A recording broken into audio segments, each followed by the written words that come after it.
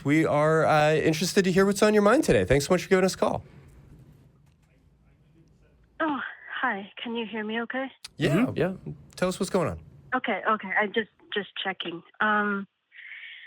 So I'm an atheist, but I was wondering if I could ask your opinion on something. Like, I was wondering why, or what your opinion is on how, like, a religious people, how they can believe in all this irrational stuff, but otherwise in their everyday life, they're very rational beings. And it's like, what do you think is the motivator for people who are otherwise quite rational to hold on to these kind of magical stories that have no merit to them? Like, can I give you an example? Sure. I know Christy's going to have a lot to say about that. Yeah, I feel like I know what you mean. And I'll say, as a therapist, kind of my whole job is asking people, well, why would you believe that? Well, why would you believe that? But please, Lise, share with us your example, and then I think we'll kind of tear into this philosophically a little bit more. Oh, okay. So I grew up Roman Catholic in a very religious household. And it's Catholic belief that once I can't remember the name of it, but once the priest blesses the Eucharist during Mass, then in Catholic doctrine, it's literally seen as the body and blood of Christ. It's like not metaphorically, literally. And you hear rumors about how there were blood tests being done and all of that, but yeah, I hear what you mean. Right. But you wouldn't. But if you asked a Catholic after Mass, have you ever engaged in cannibalism? Like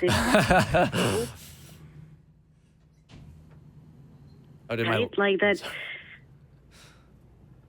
Yeah, I mean, people do absolutely believe some completely wild things.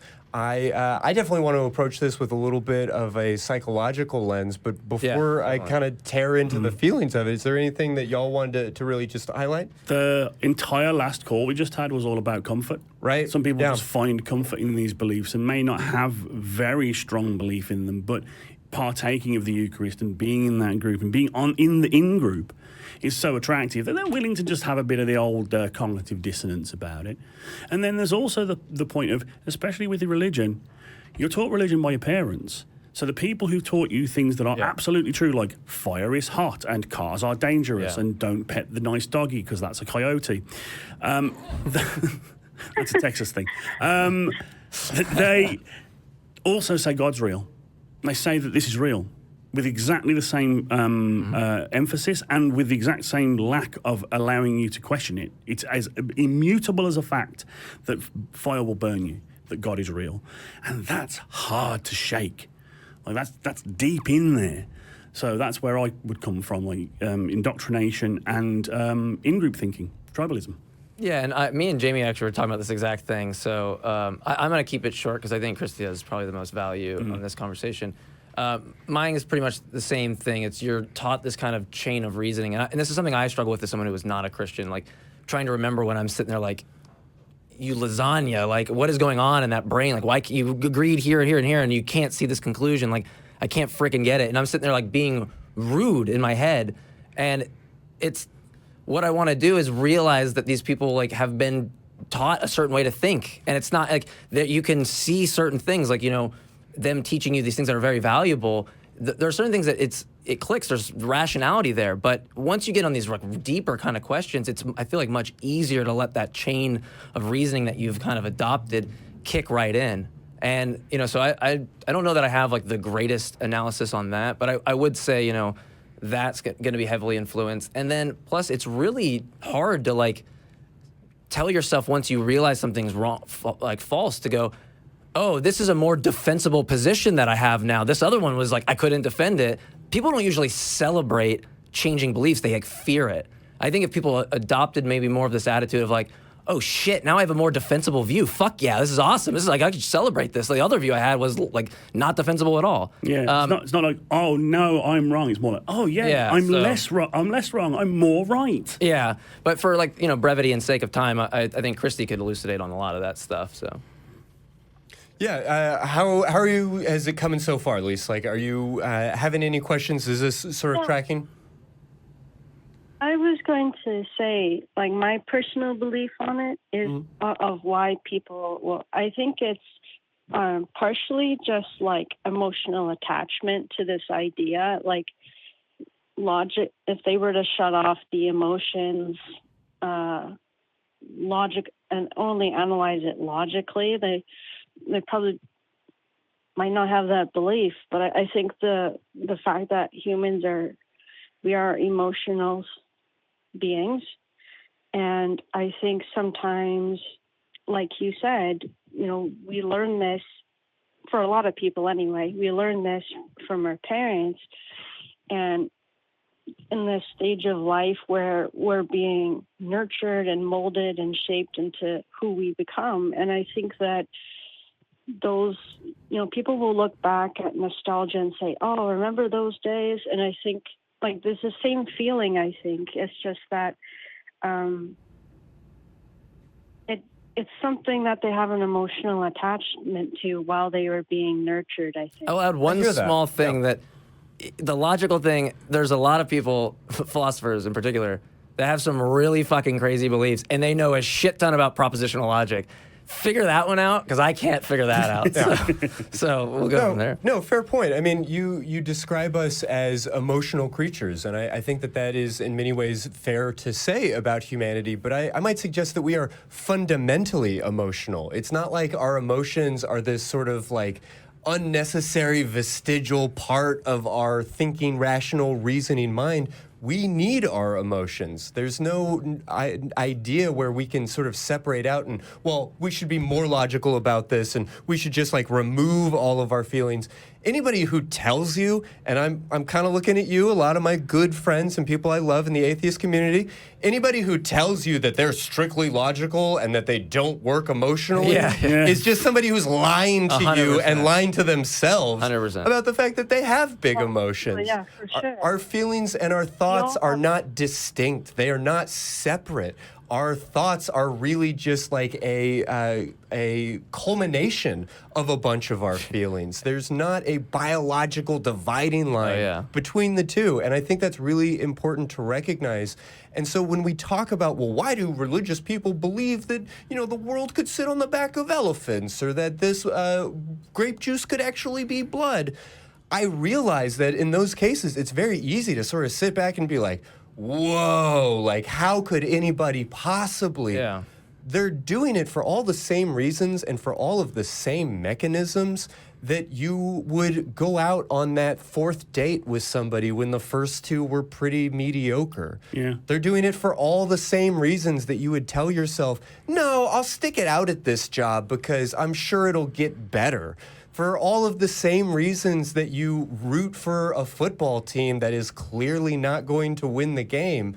I get that we can take it to these really extreme places, and when we talk about religion, we do see some absolutely vile things being sort of justified by this culture of groupthink and of abandoning wisdom and of abandoning rationality. And organizations like the ACA exist to try and put an end to some of that.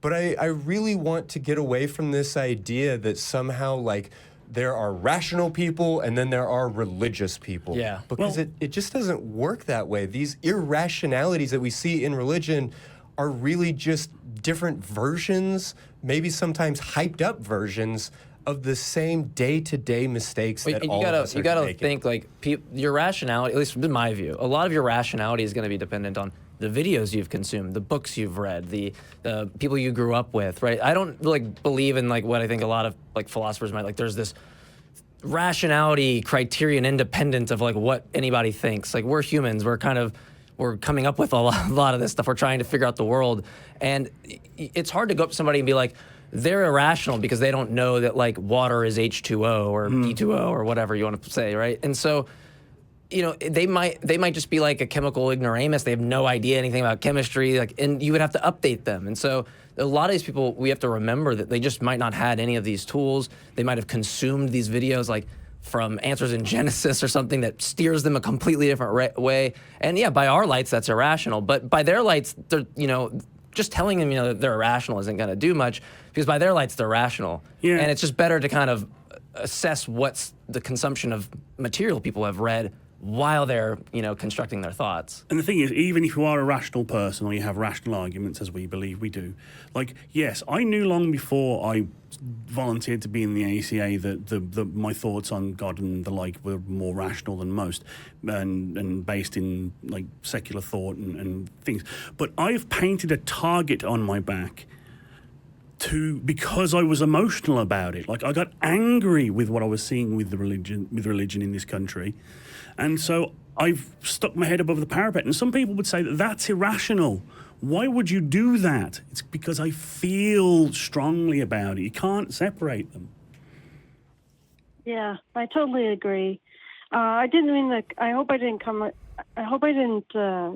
the point as in saying that only religious people are and that everyone else is. I wasn't. No. I didn't convey it in that. No, Christy was just speaking, and we're speaking in kind of general, this kind of like theme we see from some people, right? That's why I assume you were taking. Yeah, no, for sure. Human's gonna human. I mean, spend 5 minutes as a couples counselor, and you'll identify immediately that the guy who says that he's very rational and logical and his wife is super emotional is just a guy who has a bunch of feelings that he himself does not know anything about and is not himself aware of.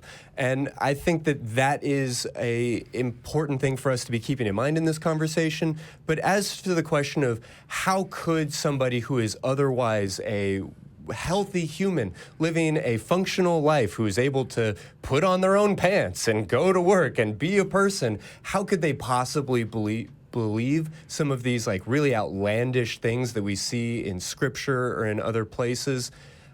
There's not a single answer for any of that, but I think it's just important to remember that when an idea has been reinforced over and over and over by your parents, by your community, by your culture, by your reading, by your emotional experiences, by all of these things, time after time after time after time, you start to give a pass to a lot of different things. And when you're told over and over and over, don't question it, don't think about it, you have to go on faith, you have to believe in God, and believing in God has gotten me this far and has gotten me this life that's so good so far, and everything feels pretty okay, and we just have to keep doing it and keep doing it and keep doing it, you can get to these absolutely ridiculous places, but you're not going about it through any mechanism that isn't common to man. That isn't something that the rest of us are doing in some other way every single day of our lives. I was wondering if before I let you go, if I could tell you kind of a really short, funny story about the question I asked. Yeah, well, let's hear that, and then we'll go ahead and move on to the next caller, please. Oh, okay. So I did in university, I did a semester in the UK, and so while there was like, I guess you call it Easter break, it was like 3 weeks, but Easter break is not 3 weeks in Canada. But anyway, I decided to tour the continent.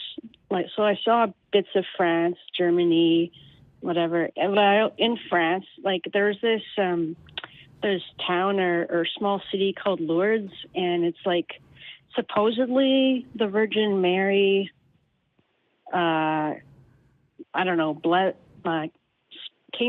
was sighted at that city, and anyone who drinks water from there is, there's like the healing power of the Fountain of Lourdes. Mm-hmm. They say the water at that site is holy, and people will come from all across the world just to fill up water jugs of it because the legend is that people have been cured by this water just by drinking it. And so I went there because my mother's super Catholic. I thought, I'll just give her a small bottle of water. Sure. Whatever. And I'm looking at like all these people that have like huge suitcases of like water that they're bringing that they're taking.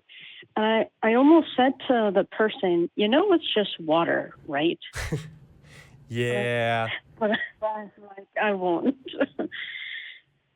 No, what an incredible racket. It is amazing when those stories start to get echoed over and over and over, and how people will just sort of confirm for one another and encourage one another until they just feel like, yeah, it's got to make sense, right? Because if it didn't make sense, then why would I have flown all the way to Europe with this suitcase just to carry back a bunch of plain old drinking water? Like, of course I wouldn't do that. So then it must be holy. It must be helpful. Yeah. Also, insert 10-minute foaming rant from me about spirit medicine and alternative therapy. Oh, sure. Yeah, and the hucksterism and everything that goes into that for sure. But I very much appreciate your call and your, interest and willingness to understand and be compassionate towards people, even when, or maybe especially when, they believe these really ridiculous and often very harmful ideas. So thank you so much for spending part of your Sunday with us.